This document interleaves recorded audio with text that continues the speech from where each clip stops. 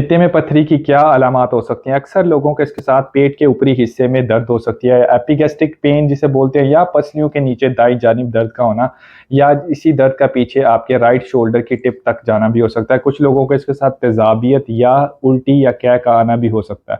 इसकी पेचीदगियों में अगर गॉल स्टोन जो है पित्ते के अंदर पत्थरी, वो अगर निकल के नाली के अंदर आ जाए तो वहाँ पे ये ब्लॉकेज कर सकती है, जिसकी वजह से यरकान की अलामात, जिसमें आँखों का पीला होना या पेशाब का रंग बहुत ज़्यादा डार्क हो जाना या स्टूल का कलर पेल हो जाना भी हो सकता है।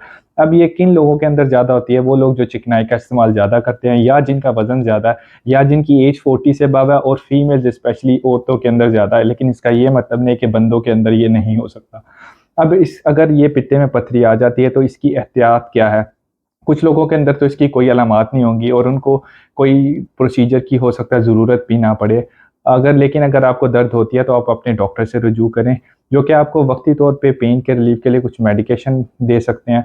इसके अलावा आपने जो फैटी चीज़ें हैं या चिकनाई वाली चीज़ों को अवॉइड करना है, जिसका मतलब आपके अंदर जो गॉल ब्लैडर के अंदर बाइल है, वो आप कोई भी चिकनाई वाली चीज़ खाएँगे तो उसमें कॉन्टैक्ट करके बाइल निकालिए, जो कि आपकी डाइजेशन फैट्स के लिए ज़रूरी होती है। तो अगर आप चिकनाई वाली चीज़ों को अवॉइड करेंगे तो आप इस दर्द से भी बच सकते हैं। लेकिन अगर आपको इसकी दर्द बार-बार हो रही है और शदीद हो रही है, तो आप ज़रूरी अपने डॉक्टर से रुजू करें, जो आपको फर्दर सर्जन के पास रेफ़र कर सकता है। इस वीडियो को दूसरे लोगों के साथ शेयर कीजिए।